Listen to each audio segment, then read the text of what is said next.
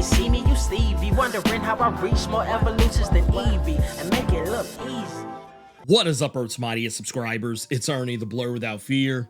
Welcome back to the channel. All right, so today's video, and I don't really know how I'm gonna frame this, so I'm just gonna put this in here now. Maybe we'll use it. But today, I am here to talk to you about X-Manhunt. It just started. We've got the first 3 parts of this story arc already in the chamber. This week we got the first part, which is going to be Uncanny X-Men number 11. We have also got NYX number 9, the penultimate issue of the series, and also acting as part 2. And we have last and most certainly not least, Storm number 6.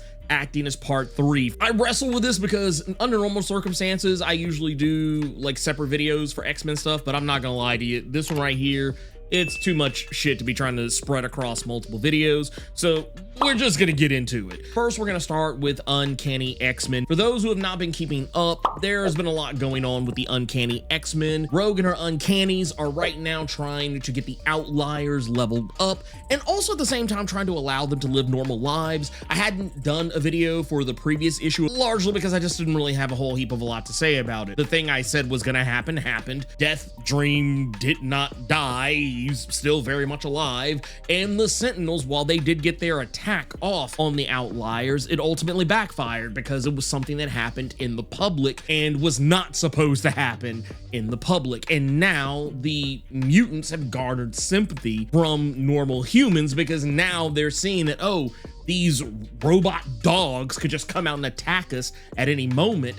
And while it's not necessarily made public that they're unable to distinguish or don't really care to distinguish between human and mutant, it's very clear that these things are a threat, which is kind of funny. We consider giant robots didn't seem like much of a threat before, but dogs?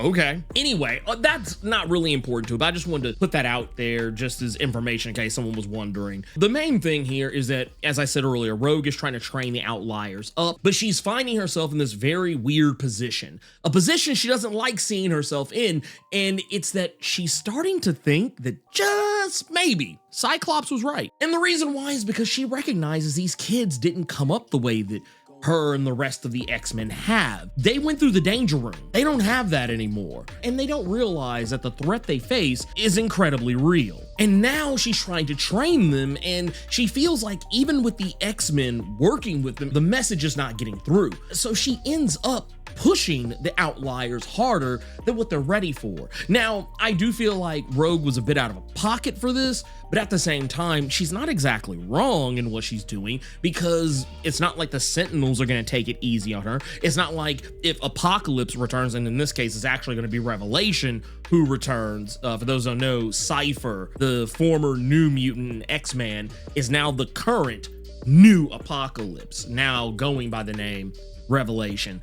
And in this particular instance, these new Wolfpack Sentinels, they are definitely not going to take it easy on the Outliers. So Rogue feels she shouldn't either. And she ends up making Gambit go hard in the paint against Jitter. Part of me wonders if Marcus, the man who owns the property that the Uncanny X-Men are staying on, I wonder if he's ever going to catch wind of any of this and wonder if his daughter is going to get wrapped up in it, because we learned in the previous issue, his daughter Chelsea, who it was already kind of hinted she might be a mutant. Well, we get a full answer to that in the previous issue. She has an ability to create force fields, and I don't know if she's going to get drug into the proceedings anytime soon, but she probably will.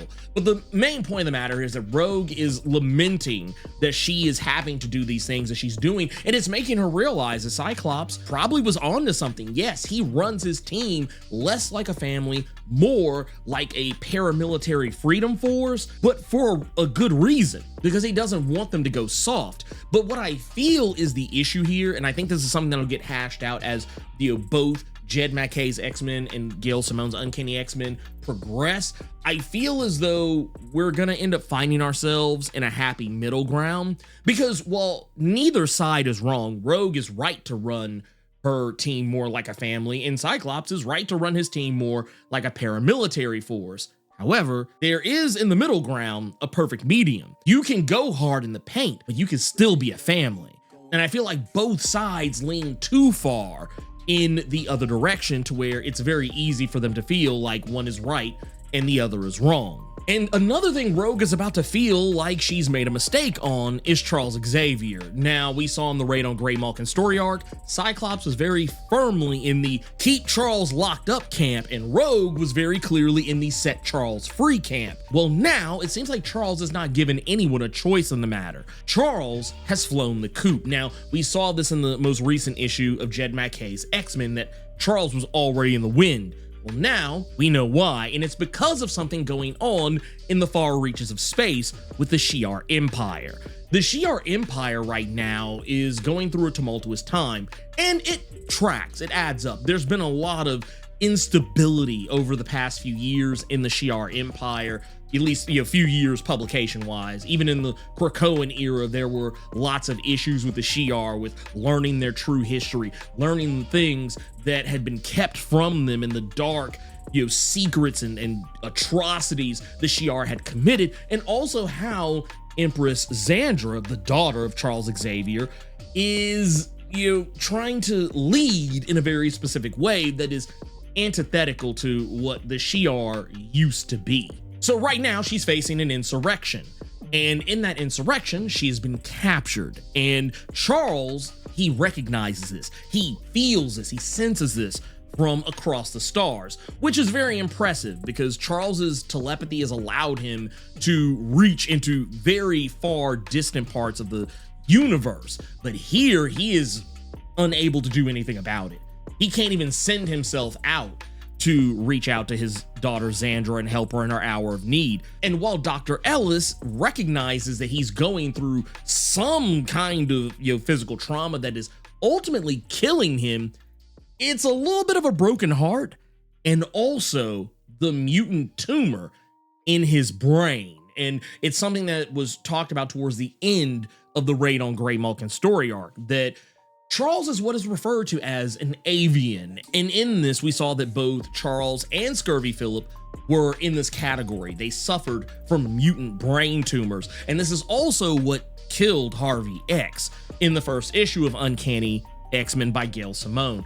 And here it's revealed that this tumor that he has, and it's going to be the same as it was for Harvey X, is going to be the same for Charles and Scurvy Phillip. They are all dying. Anyone who is considered an avian and has this tumor, they are dying of the same thing. And while Charles may or may not know the full extent of this, he was actually quite surprised to learn he was an avian in the finale of the Raid on Grey Malkin story arc. None of that matters to him. What he cares about is saving his daughter.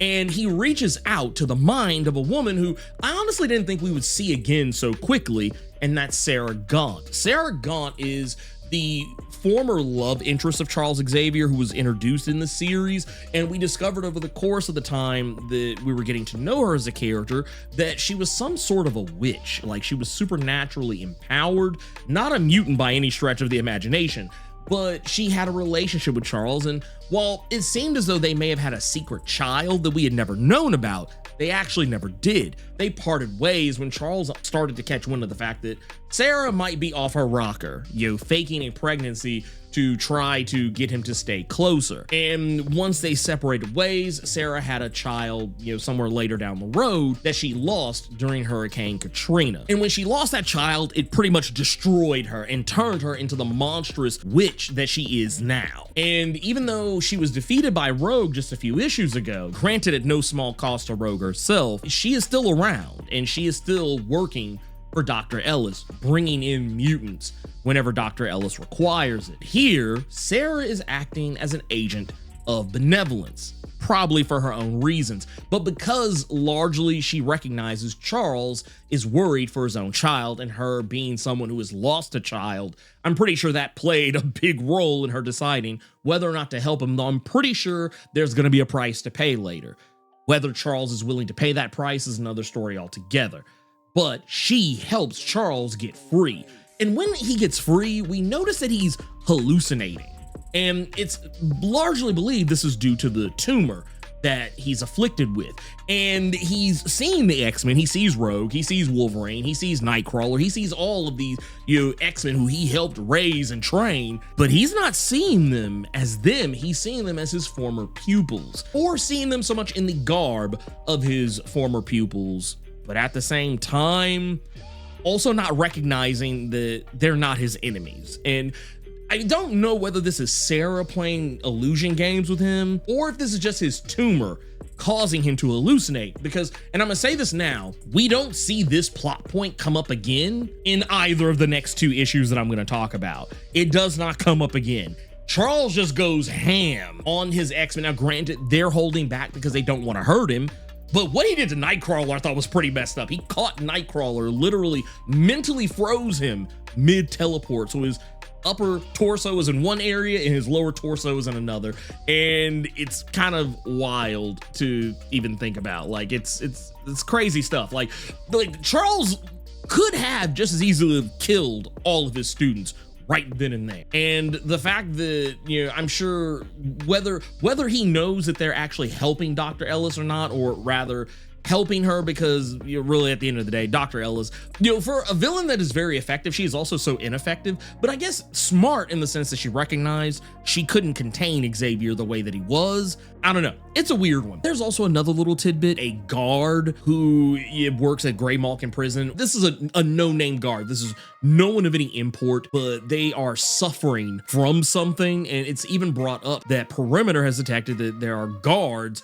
across the prison who are falling ill. While it is kind of played off as though it's some kind of like just a random like flu or COVID or something like that, it actually turns out it's something altogether different. And I don't think this has anything to do with Charles Xavier. I think this has everything to do with Prisoner X. I'm almost 100% positive this is not Charles. This is Prisoner X like a motherfucker. Whatever is going on here, this person or whoever the source is of this that's making this happen, the guards at home who are staying home sick presumably are unaliving their families, because they're like freaking out. They're like seeing sentinels everywhere they go. Bananas. All of that aside, Xavier has gotten free. He's out in the wind. And where else is he going to go? Is he going to go rush off to save his daughter Xandra? Is Xandra even actually in danger? Because if he's hallucinating that the X-Men are his enemies, is he hallucinating the whole Xandra thing? I actually wonder about that. That doesn't mean that it didn't happen, but I mean, if he's hallucinating that the X-Men before him are his original 5-piece original recipe X-Men pupils, who's to say he's not hallucinating the whole Xandra thing? I'm just saying. Anyway, the question of where Charles is going to go next, the answer is easy. He's going to go to NYX. NYX number 9 sees Charles on the run, and he ends up reaching out to the Morlocks. Now, the Morlocks are a lot more organized in the NYX series. I've talked about this before. But in this particular case, the Morlocks don't really know what to do with him. And more specifically, Charles needs something more. He needs his former pupils. He needs Prodigy. He needs Sync. He needs a Null. He needs, and even though technically Miss Marvel's not one of his former pupils, he needs Miss Marvel too, and he needs Sophie Cuckoo, despite the fact that she no longer has powers, and he needs Wolverine. Laura Kinney, even though she's not really around for this one. And the fact of the matter is, none of them trust him, especially Prodigy. Prodigy has no love for Charles Xavier right now, and rightfully so. Charles Xavier's persona non grata. He's public enemy number 1. And what's even more interesting about this is that, while yes, none of them really want to help him, except for Anul and Miss Marvel to a lesser extent, but largely because she knows the danger him being around represents, what trouble it can bring, so she wants to help him just to get him out of the way. Just so he goes on and does whatever it is he's gonna go do. And what he wants is something that is technically a plot point that goes back to the Krakoan era. And I'm gonna say something here, and you know what? I know I have been laughing and kikiing and cacan in y'all's face, all you Krakoa stans, which I find funny even saying that as a thing, because I was a Krakoa stan. I love the Krakoan era, but once I saw the writing on the wall, I let it go. I was like, okay, cool, it's done. Me crying and whining about it is not gonna bring it back. It's not gonna happen. The sooner we accept that, the better off we are. But one thing I noticed about the NYX series, and I've talked about this before, the NYX series almost at some points kind of feels like a fuck you to the fans of the Krakoan era. And I won't even necessarily say in the most, negative way, but it does feel like a lot of the times they're bringing up all these plot points and things, harkening back to the Krakoan era, and almost kind of rubbing Krakoa Stan's nose in it, almost. And this issue feels like that even more.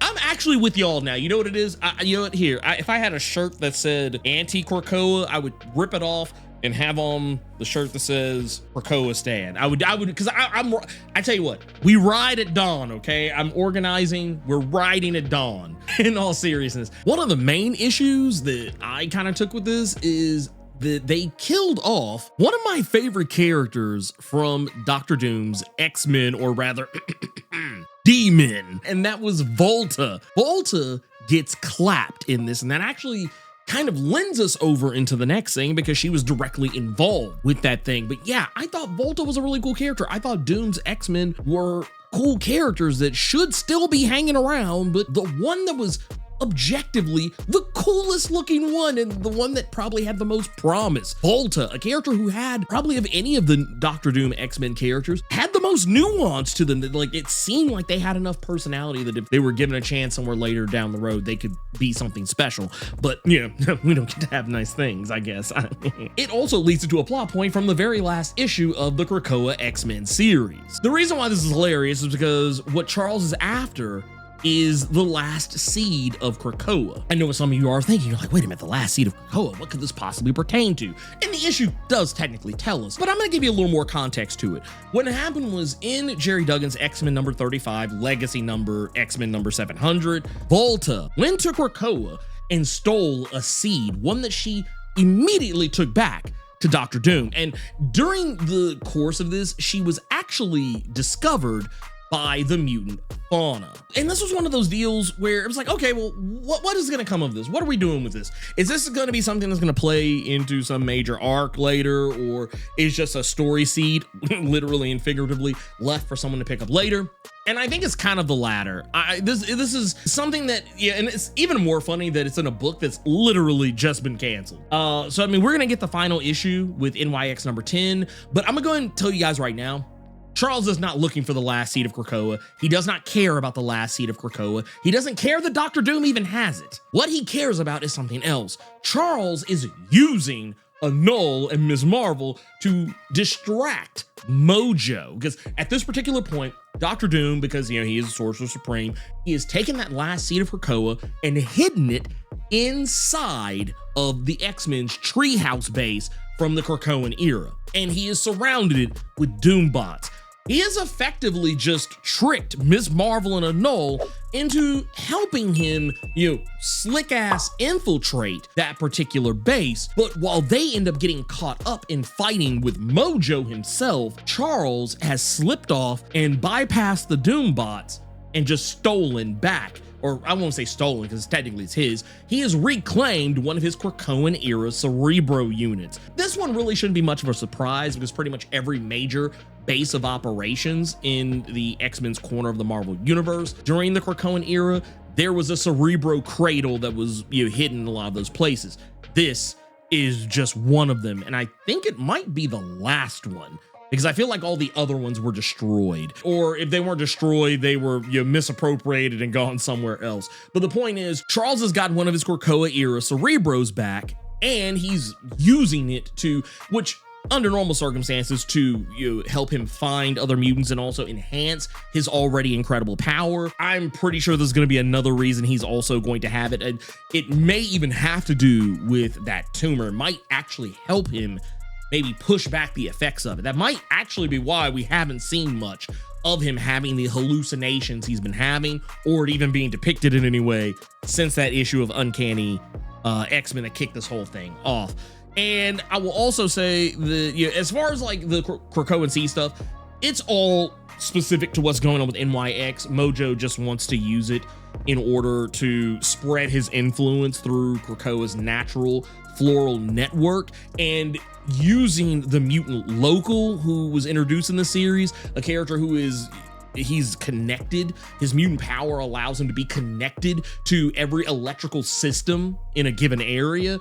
It's how he's able to like control traffic lights and subway trains and all sorts of other stuff. With a combination of local and that last seed of Krakoa, Mojo plans to spread his influence. That's the whole reason this whole last seed thing comes up in the first place. Doesn't have shit fuck all to do with Charles Xavier. He has moved on. Matter of fact, as soon as he gets the cradle, he leaves. He leaves Miss Marvel and Anole to their devices. Anole damn near gets killed, and Miss Marvel, well, she is, you know, she gets out of this pretty much clean. We also see that Fauna, who is now working for Mojo, is just getting sucked in to Mojo's BS. I hope Fauna gets out of it, because I feel like, man, Fauna's one of those characters that was always popping up in the Krakoan era, but never really did shit. Like, I mean, I'm sure he had something popping off in like, you know, one of the Infinity comics, but I don't read that shit. I'm sorry. It's true. That's the NYX of it all. And then we get to the big Dukaroo, Storm, number 6. This issue, man, okay, I'm not gonna lie. This is where the book really like this whole arc. This is where it really took off for me. I'm sorry. Hashtag sorry, not sorry. No, I'm not sorry at all. This was the best part of it to me. Like, honestly, I liked what Gail Simone set up. I liked what Colin Kelly and Jackson Langs were doing with NYX, but like, once again, it just kind of felt like, I feel like NYX was the least consequential of all of the 3 X-Manhunt titles that came out this week. I don't think any of them mattered quite as much as some of the things that happened here in this one, and it's largely because this is the issue where Charles Xavier reaches out to Storm, and we already knew that Storm was going to help Charles. I mean, she tries to play this big game like, I don't know, I might have to go tell the Avengers, but you know, at the end of the day, no, she's gonna help Charles, because that's what she does. She helps people. She's going to help Charles, and that's all there is to it. She's gonna, you know, try and grandstand a little bit to try and high horse him a little bit, but at the end of the day, it's gonna happen. As a matter of fact, both herself and Maggot, who has been hanging out at the sanctuary, helping her tend to things, and also letting Eenie and Meanie eat hippo manure. That's cause I was like, all right, whatever. So now Maggot is literally fueled by shit, by hippo shit, no less. That's crazy. That's wild. I'm glad to see Maggot back, though. I'm glad to see him back because he's one of my favorite characters from the 90s, and I feel like he has always gotten the short end of the stick. But here he actually gets to do some stuff. And ultimately, what Charles says he wants to do is that he wants to raise the dead one final time. It's difficult to say exactly what he means by that until we get a little closer to the end of the issue, and I'll talk about it, you know, in just a moment. But the main meat of this is what happens when Cyclops' X-Men team pulls up on Storm's sanctuary, or rather what it is called when it turns into its battle mode, the Thundercloud, which the sanctuary was already a flying ship, but now it looks more Wakandan than ever. Storm has got on like a full like Wakanda style garb, which is really cool, but she's not in it for very long.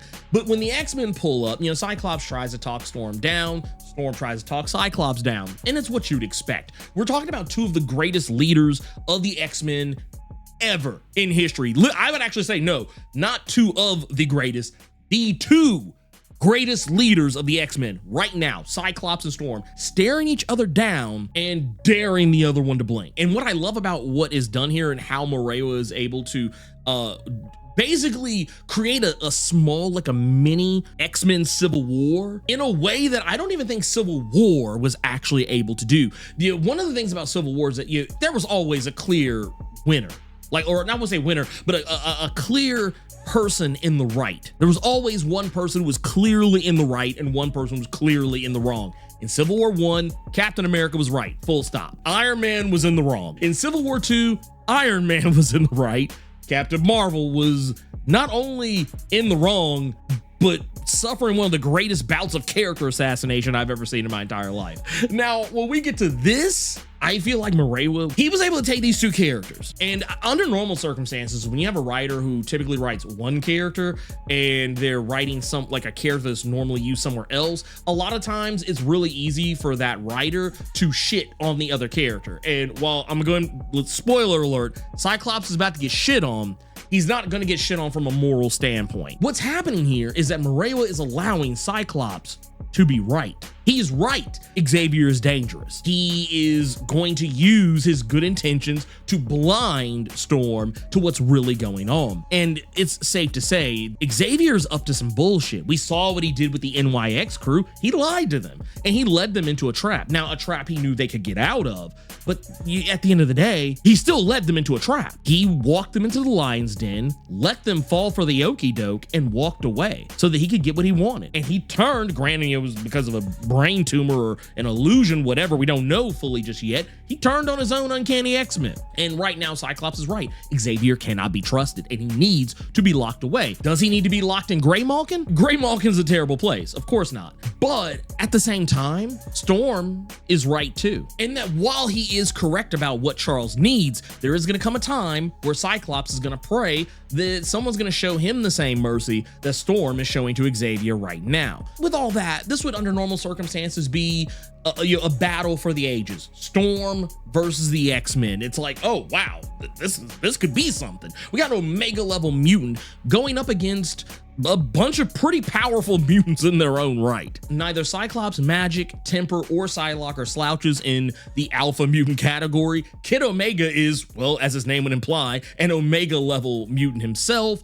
And Juggernaut, while he is not a mutant, he is one of the most powerful forces in all existence when it comes to brute strength and force. Under normal circumstances, this would be a very interesting fight to see who's going to come out on top. But because Storm has recently become the Herald of Eternity, the Eternal Storm herself, this is going to go down in the annals of world's most one-sided ass kickings. Storm solos the entire team. She solos Juggernaut, rendering him absolutely positively immobile, something that's rare for the Juggernaut to feel, and literally sends him on his ass with a headbutt. She solos what is effectively a handicap match between herself and Temper and Magic. She easily sends them flying, and Cyclops and Psylocke are no match for her either. While Cyclops is the one who's throwing hands with her the hardest, he suffers probably the most embarrassing fall of anyone in all this, and it's because he tries to match Storm Optic Blast for Eternal Storm Shower and ultimately ends up shattering his Optic Blast visors. The optic energy within his eyes crystallized in his eye sockets, effectively blinding him to the point that it crystallizes so hard it's even coming out of his mouth. And it's difficult to say what is wrong with Cyclops right now. Cyclops has been laid down, and I guess this is a receipt. You see, Cyclops has been talking big and bad, and while I think Cyclops is right, I think that this is one of the moments like, look, man, you knew better to try and fight Storm. You knew better. You remember what happened. You remember what happens every time you fight Storm. You end up getting your ass beat. And this is what happens. So yeah, and not only that, it's also interesting because in this moment, it also shows you that, these characters have not been interacting with each other very much.